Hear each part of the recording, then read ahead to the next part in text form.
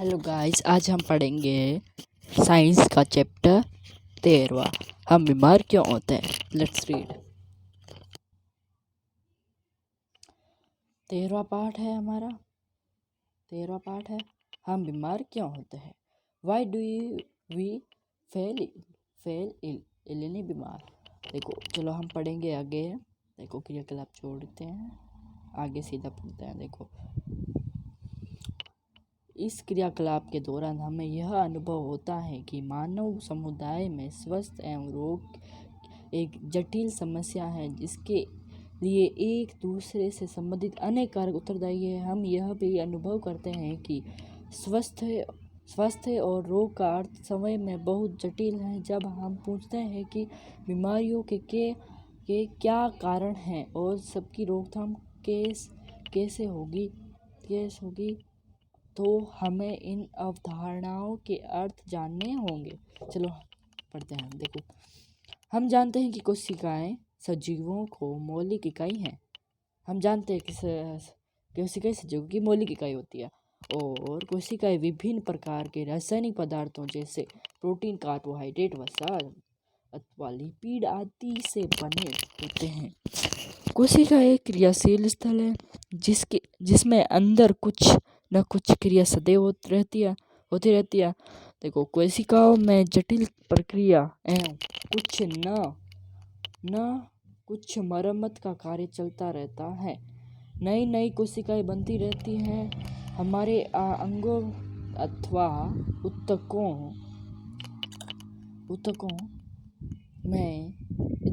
से बहुत सी विशिष्ट क्रियाएं चलती रहती हैं, जैसे हृदय धड़कता है, फेफड़े सांस लेती है और वक्र स्पंदन द्वारा मूत्र बनता है, मस्तिष्क सोचता है, हमारा दिमाग सोचता है। देखो आगे है हमारे ये सभी क्रियाएं परस्पर संबंधित हैं। उदाहरण यदि वक्र में स्पंदन न हो तो विषैले पदार्थ हमारे शरीर में एकत्र हो जाएंगे। इस परिस्थिति में मस्तिष्क उचित प्रकार में से नहीं सोच सकेगा। इन सभी पारस्परिक क्रियाओं को करने के लिए ऊर्जा ऊर्जा कच्चे पदार्थों का आवश्यकता होती है, अर्थात कोशिकाओं तथा ऊतकों को कार्य करने के लिए भोजन की आवश्यकता होती है। ऐसा कोई भी कारक यदि वक्र में निस्पंदन न हो तो विषैले पदार्थ हमारे शरीर में एकत्र हो जाएंगे। इस परिस्थिति में मस्तिष्क उचित प्रकार नहीं सोच सके। इन सभी पारस्परिक क्रियाओं को करने के लिए ऊर्जा तथा कच्चे पदार्थों की आवश्यकता होती है, अर्थात कोशिकाओं तथा ऊतकों के कार्य करने के लिए भोजन की आवश्यकता होती है। ऐसा कोई भी कार्य जो कोशिकाओं एवं ऊतकों को उचित प्रकार से कार्य करने से रोकता है वह हमारे शरीर की समुचित क्रिया में कमी का कारण होगा। उपरोक्त सभी तथ्यों को ध्यान में रखकर हम स्वास्थ्य तथा रोग की अवधारणा को समझेंगे। देखो पहले हम पढ़ेंगे स्वास्थ्य का महत्व, बाद में हम बीमारी के बारे में पढ़ेंगे। देखो पहले स्वास्थ्य के महत्व पढ़ेंगे हम। स्वास्थ्य तथा इसका बिगड़ना। स्वास्थ्य का महत्व, सार्थकता। हम सब ने स्वस्थ शब्द को सुना है तथा इस शब्द का प्रयोग भी हम प्राय करते हैं। जैसे कि हम कहते हैं कि मेरी दादी का स्वास्थ्य अच्छा नहीं है और हमारे अध्यापक भी इस शब्द का प्रयोग करते हैं कि इसकी अभिवृद्धि स्वस्थ नहीं है। इस स्वास्थ्य शब्द का अर्थ क्या है। पहले हमें ये पढ़ना है कि स्वास्थ्य शब्द का अर्थ क्या है। देखते हैं स्वास्थ्य शब्द का अर्थ क्या है। देखो यदि हम इस विषय पर विचार करें तो हमें बोध होगा कि इनका अर्थ अच्छा रहने से है।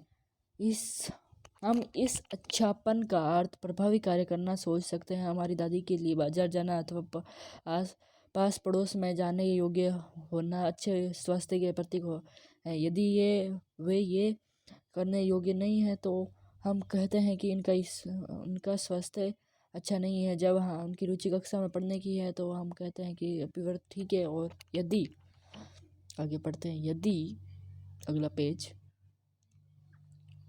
यदि पढ़ने की रुचि नहीं है तो कहते हैं अभिवृत्ति स्वस्थ नहीं है। अतः स्वस्थ वह अवस्था है जिसके अंतर्गत शारीरिक, मानसिक तथा सामाजिक कार्य समुचित क्षमता द्वारा उचित का प्रकार किए जा सकते हैं। अगला देखो टॉपिक है 13.1.2 व्यक्तिगत तथा सामुदायिक समस्या दोनों ही स्वास्थ्य को प्रभावित करती है। दोनों ही स्वास्थ्य को प्रभावित करती है। चलो पढ़ते हैं इसे भी।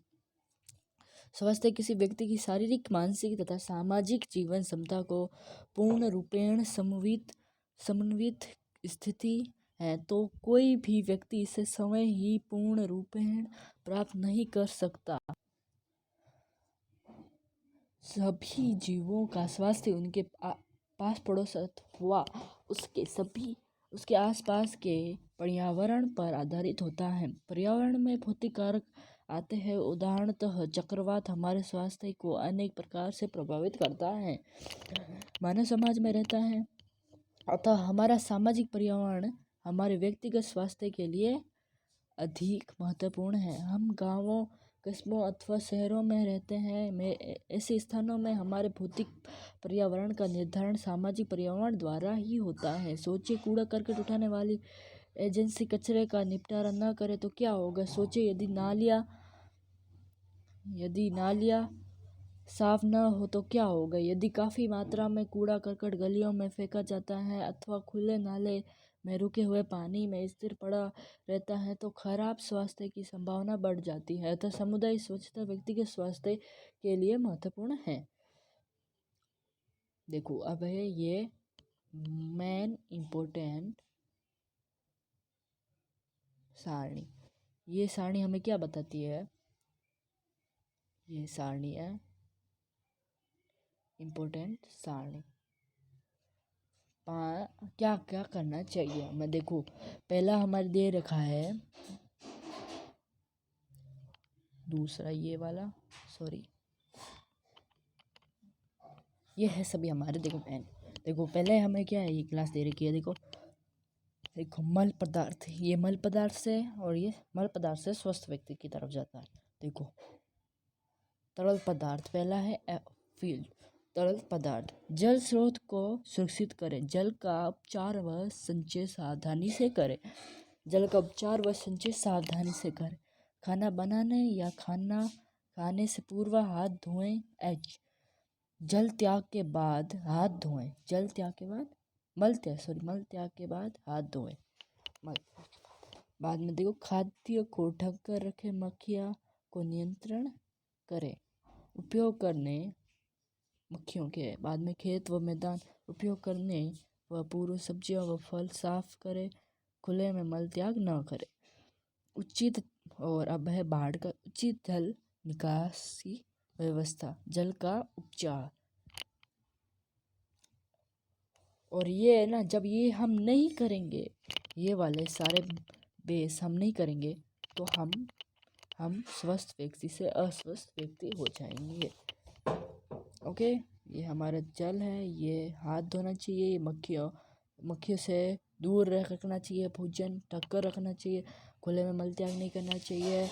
और पानी को साफ सुथरा व इकट्ठा नहीं होना देना चाहिए। साफ सुथरा होना चाहिए, पानी को साफ सुथरा होना चाहिए और इकट्ठा नहीं होना चाहिए। पानी का उपचार यानी जल का उपचार करना चाहिए। चलो आगे पढ़ते हैं हम। दोस्तों हम आगे बढ़ने से पहले ये बताते हैं कि अभी आप सभी को पता है कि अभी कोविड-19 चल रहा है, इसीलिए हमें घर में सेफ रहना चाहिए, मास्क पहनना चाहिए और कम से कम घर से तो निकलना ही नहीं चाहिए, पर ज़्यादा ज़रूरत हो तो निकलना चाहिए। पर घर से निकले तो मास्क पहनना चाहिए। साबुन से बार बार हाथ धोने चाहिए। और कई उपचार हैं इसके। कोरोना से बचने गर्म पानी पीना चाहिए। ये मेरे घर की बात है, मैं आपको घर की बात शेयर कर रहा हूँ। कोविड-19 बढ़ रहा है, घर के अंदर रहिए, सेफ रहिए और खाने पीने का स्टॉक फुल रखिए। कोविड-19 से बचने के और भी कई उपाय हैं। योग करना चाहिए, घर की हरी सब्जियां खानी चाहिए, फल फ्रूट खाना चाहिए, खाने को ढक कर रखना चाहिए, और कई है। चलो इसी के साथ ये हम अगला स्टार्ट करते हैं, हमारा वापस लेसन स्टार्ट करते हैं। कृपया इसे ध्यान रखिए और हमारा वीडियो अच्छा लगे तो सब्सक्राइब कीजिए। चलो पढ़ते हैं आगे। देखो, स्वस्थ रहने के लिए हमें भोजन की आवश्यकता होती है। और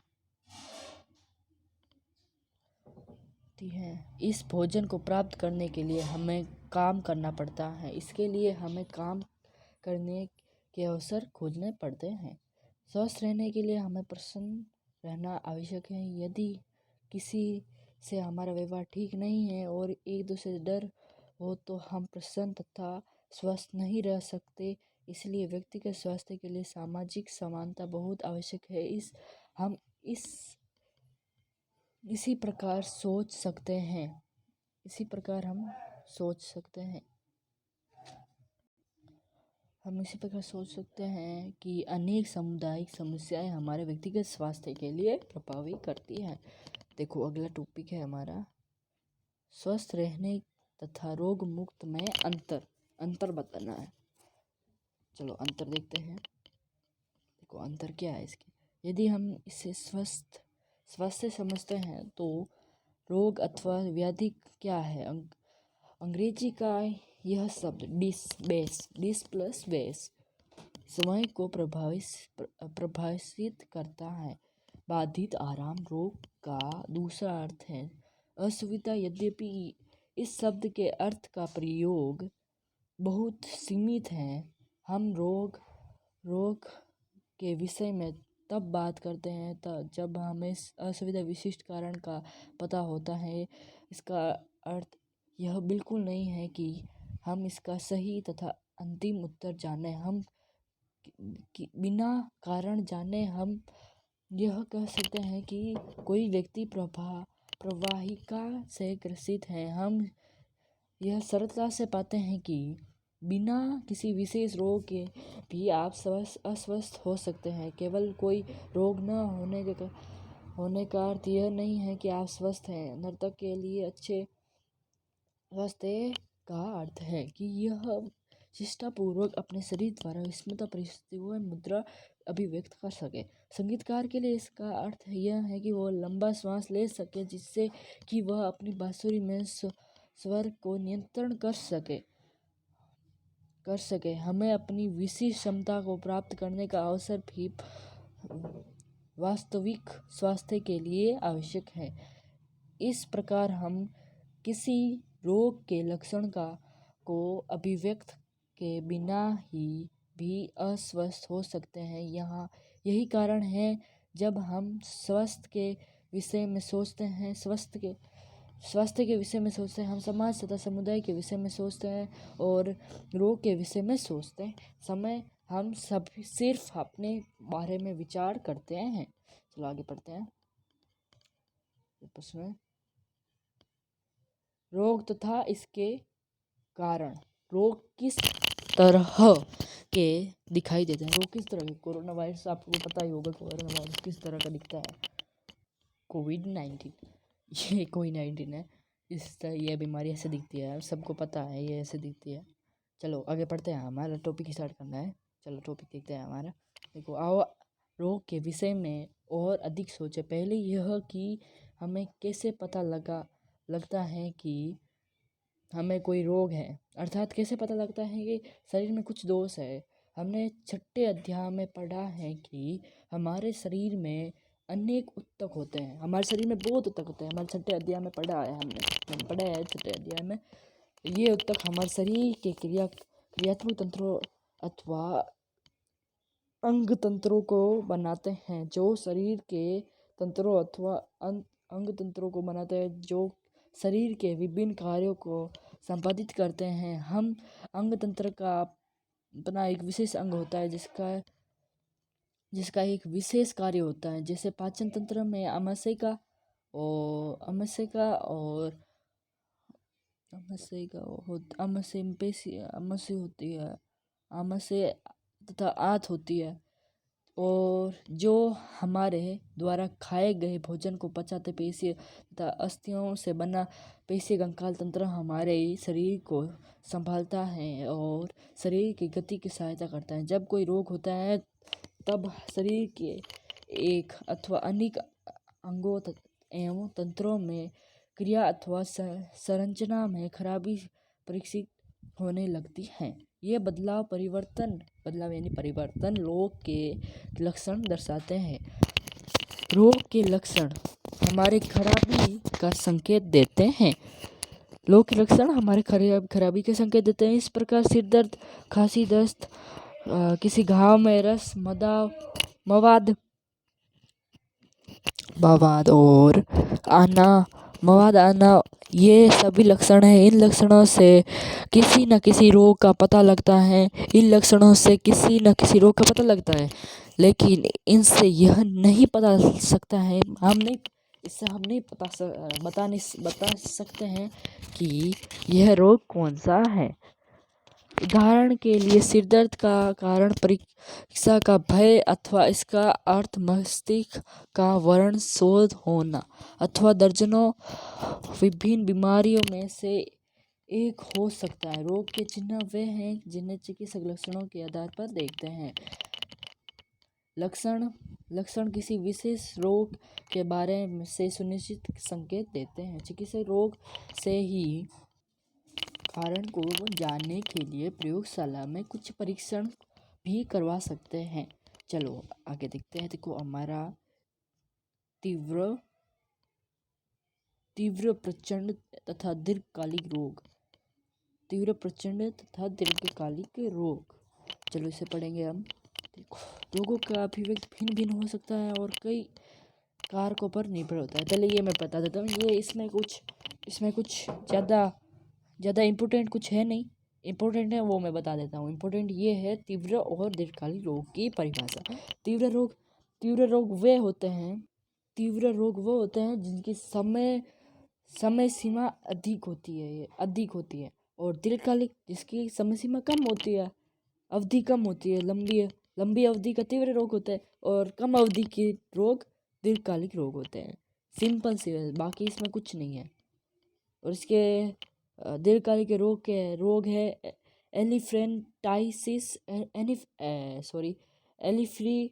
एलिफ्रेनाइटिस अथवा फिल-पांव रोग है।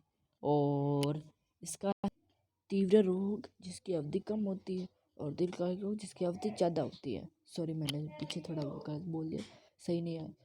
दीर्घकालिक रोग और खांसी जुकाम ये है तीव्र रोग। चलो आगे देखते हैं। ये इतने इम्पोर्टेंट नहीं है। दीर्घकालिक रोग तथा अस्वस्थता इतनी इम्पोर्टेंट नहीं है। चलो आगे देखते हैं हमें। दीर्घकालिक रोग है ये रोग के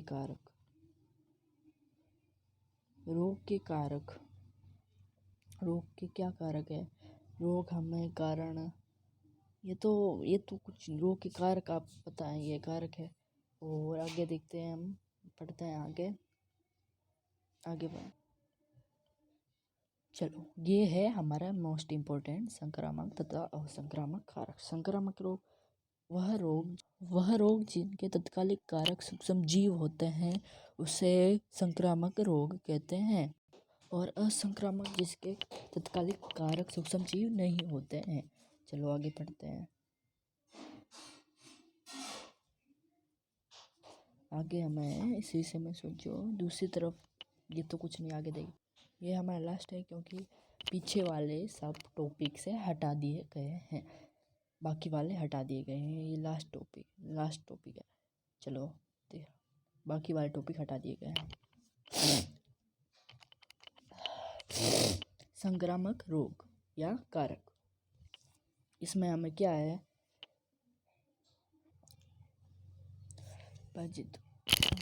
हमने देखा कि सजीव जगत की संपूर्ण विविधता को कुछ ही वर्गों में विभाजित किया जा सकता है। विभिन्न जीवों का वर्गीकृत कुछ सामान्य गुणों के आधार पर करते हैं। रोग उत्पन्न करने वाले जीव इनमें से अनेक वर्गों में अंतर्गत आते हैं। उनमें से कुछ वायरस, कुछ बैक्टीरिया, कुछ फंजाइन कवक, कुछ एक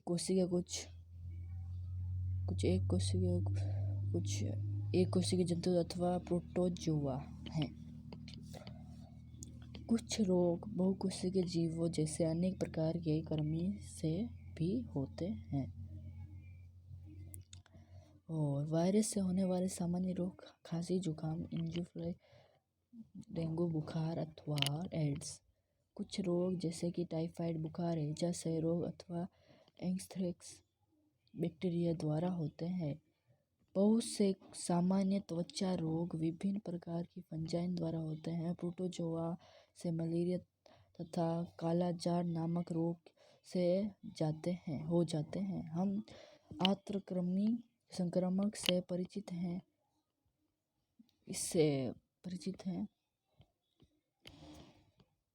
इस प्रकार फिलपाव नामक रोग के कृमि की विभिन्न स्पीशीज द्वारा होता है। यह क्यों महत्वपूर्ण है कि यह संक्रामक कारकों के इन वर्गों के विषय में सोचते हैं।